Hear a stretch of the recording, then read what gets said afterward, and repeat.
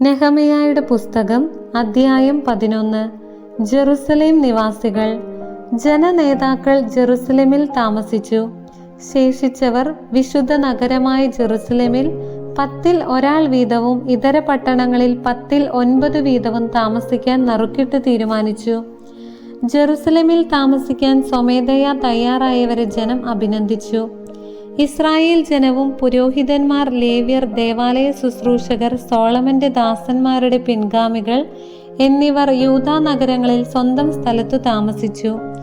ജെറുസലേമിൽ വസിച്ച പ്രമുഖന്മാർ യൂദായുടെയും ബെഞ്ചമിന്റെയും ഗോത്രത്തിൽപ്പെട്ടവരാണ്.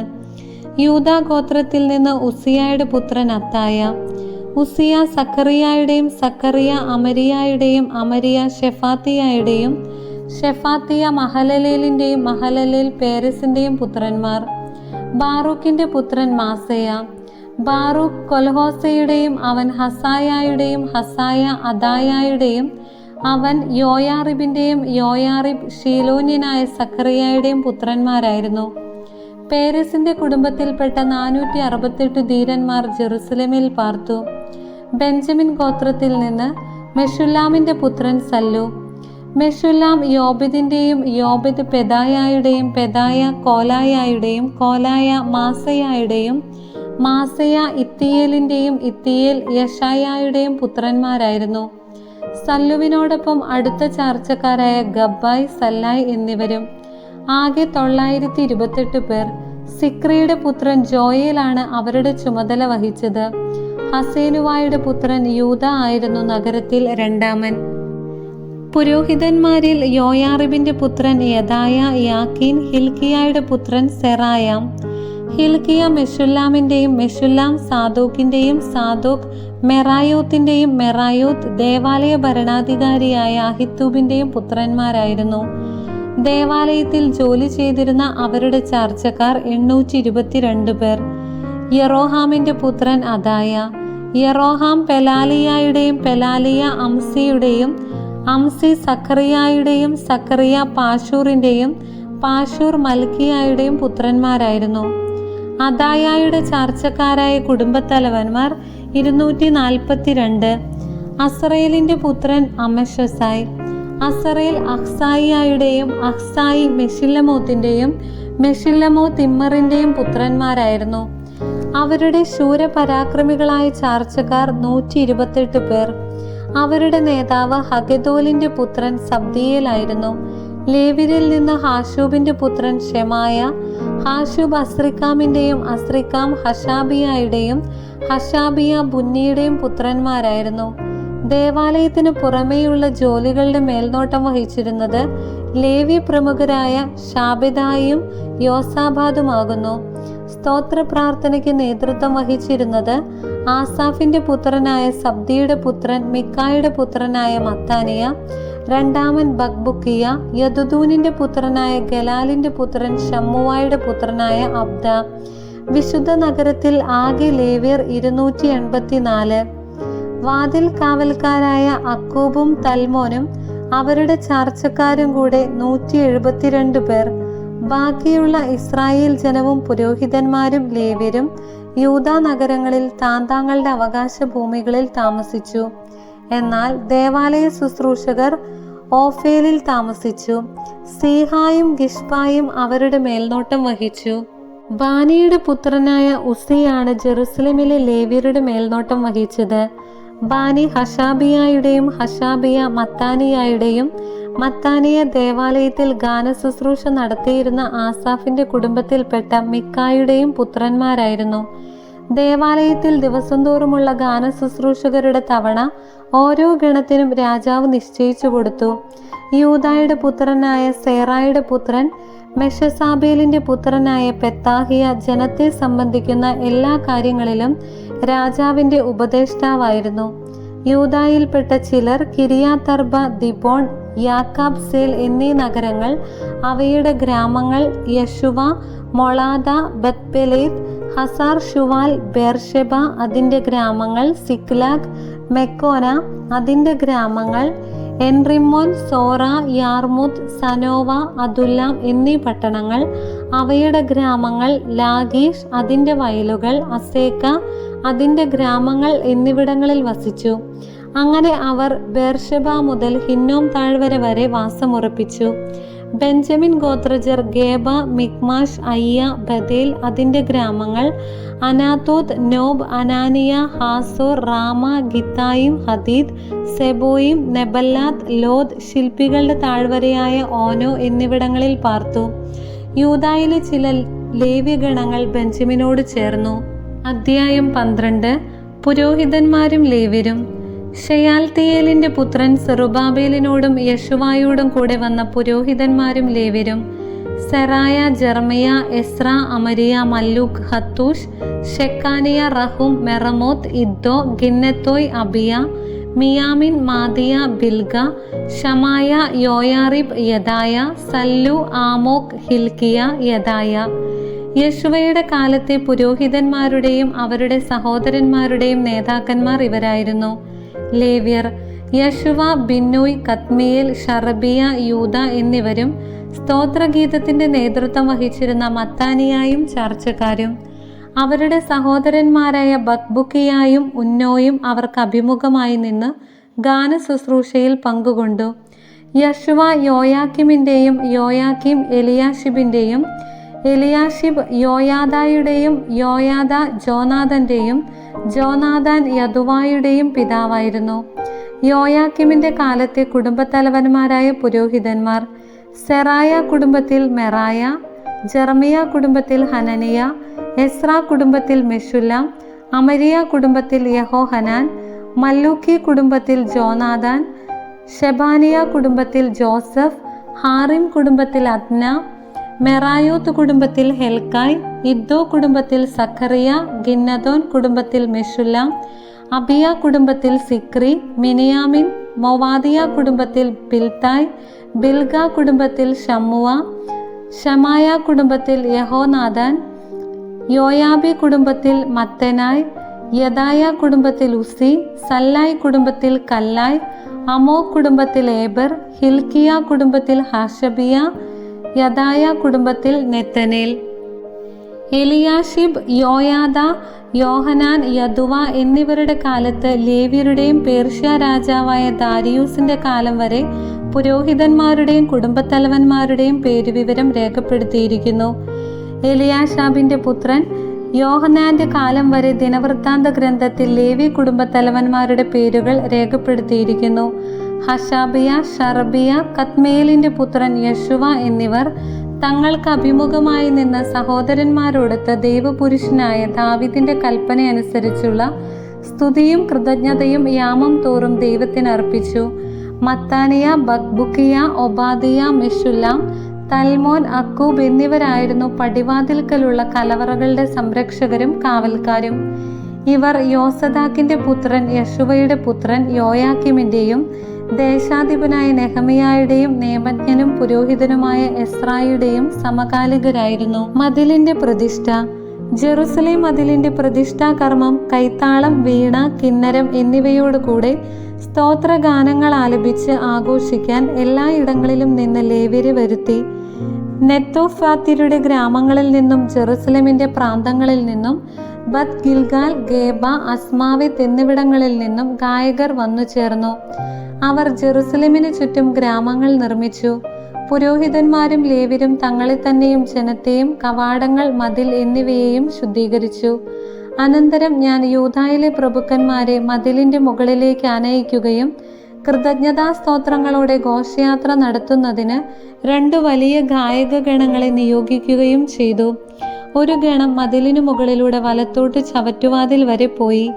അവരുടെ പിന്നാലെ ഹോഷായായും യൂദാ പ്രഭുക്കളിൽ പകുതിയും, അസറിയ, എസ്ര, മെശുല്ലാം, യൂദ, ബെഞ്ചമിൻ, ഷമായ, ജെറമിയ എന്നിവരും കാഹളം ഊതിക്കൊണ്ട് പുരോഹിത പ്രമുഖന്മാരിൽ ചിലരും നടന്നു.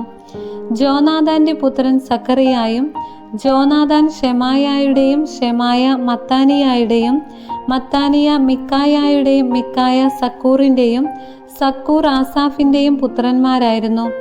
അവന്റെ സഹോദരന്മാരായ ഷെമായ, അസറേൽ, മിലാലായ്, ഗിലാലായ്, മായി, നെത്തനേൽ, യൂദ, ഹനാനി എന്നിവരും ദൈവപുരുഷനായ ദാവീദിന്റെ വാദ്യോപകരണങ്ങൾ വഹിച്ചുകൊണ്ട് നടന്നു.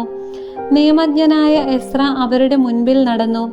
ഈ സംഘം ഉറവവാതിൽ കടന്ന് ദാവീദിന്റെ നഗരത്തിലേക്കുള്ള നടകൾ കയറി അവന്റെ കൊട്ടാരത്തിന്റെ പാർശ്വത്തിലുള്ള കയറ്റത്തിലൂടെ പോയി കിഴക്ക് ജലകവാടത്തിങ്കലെത്തി.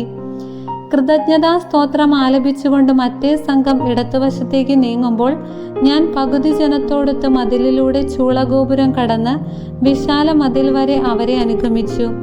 അവർ എഫ്രായിം കവാടവും പ്രാചീന കവാടവും മത്സ്യ കവാടവും ഹനാനേൽ ഗോപുരവും ശതഗോപുരവും അജ കവാടവും പിന്നിട്ട് കാവൽപ്പുരയ്ക്കടുത്തുള്ള കവാടത്തിങ്കൽ എത്തി നിന്നു. കൃതജ്ഞതാ സ്തോത്രം ആലപിച്ചുകൊണ്ടിരുന്ന 2 ഗണങ്ങളും ഞാനും നേതാക്കന്മാരിൽ പകുതിയും കാഹളം ഊതിക്കൊണ്ട് പുരോഹിതന്മാരായ എലിയാക്കിം, മാസയ, മിനായാമിൻ, മിക്കായ, എലിയോവേനായി, സഖറിയ, ഹനാനിയ എന്നിവരും പിന്നാലെ മാസയ, ശമായ, എലയാസർ, ഉസി, യഹോഹനാൻ, മൽക്കിയ, ഏലം, ഏസർ എന്നിവരും ദേവാലയത്തിലെത്തി. എസ്രാഹിയായുടെ നേതൃത്വത്തിൽ ഗായകർ ഗാനം ആലപിച്ചു. അന്നവർ അനേകം ബലികൾ അർപ്പിക്കുകയും ആനന്ദിക്കുകയും ചെയ്തു. വലിയ ആഹ്ലാദത്തിന് ദൈവം അവർക്കിട നൽകി. സ്ത്രീകളും കുട്ടികളും അതിൽ പങ്കുചേർന്നു. ജെറുസലേമിന്റെ ആഹ്ലാദത്തിമർപ്പുകൾ അകലെ കേൾക്കാമായിരുന്നു. പുരോഹിതന്മാർക്കും ലേവ്യർക്കും പട്ടണങ്ങളോട് ചേർന്നുള്ള വയലുകളിൽ നിന്നു നിയമപ്രകാരം ലഭിക്കേണ്ട സംഭാവനകളും ആദ്യഫലങ്ങളും ദശാംശങ്ങളും സംഭരിച്ച് കലവറകളിൽ സൂക്ഷിക്കാൻ ആളുകളെ അന്നു നിയോഗിച്ചു.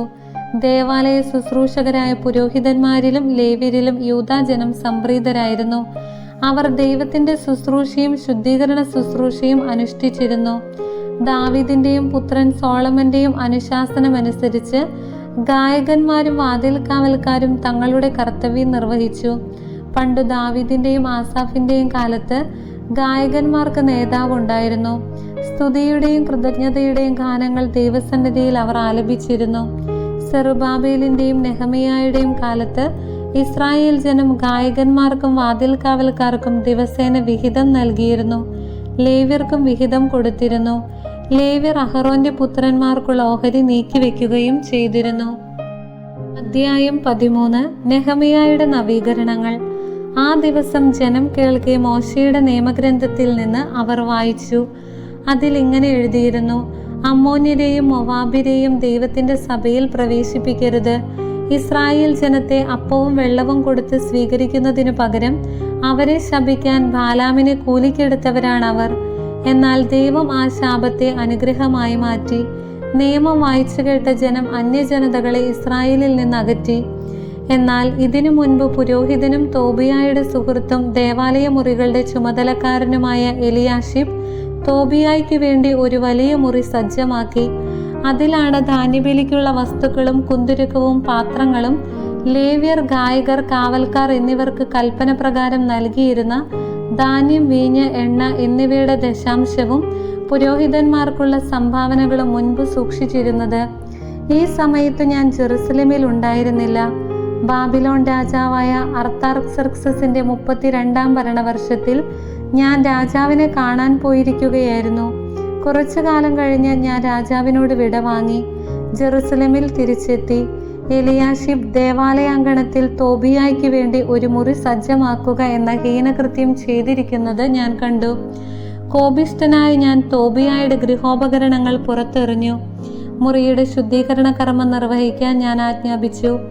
ദേവാലയത്തിലെ പാത്രങ്ങളും ധാന്യബലിക്കുള്ള വസ്തുക്കളും കുന്തുരുക്കവും അതിൽ തിരിച്ചുകൊണ്ടുവന്നു വെച്ചു.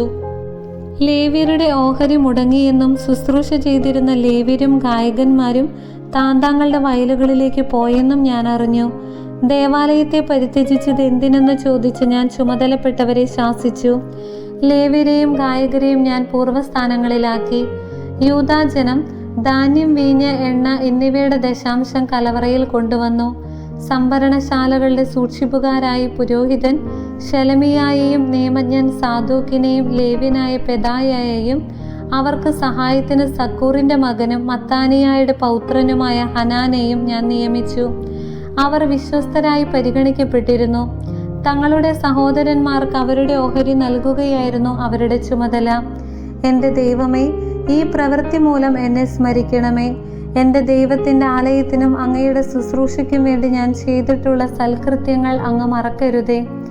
അക്കാലത്ത് യൂദാജനം സാപത്തിൽ മുന്തിരിച്ച കാട്ടുന്നതും ധാന്യക്കറ്റ കഴുതപ്പുറത്ത് കയറ്റുന്നതും ജെറുസലേമിലേക്ക് വീഞ്ഞ്, മുന്തിരി, അത്തിപ്പഴം എന്നിവയും മറ്റു ചുമടുകളും കൊണ്ടുവരുന്നതും ഞാൻ കണ്ടു.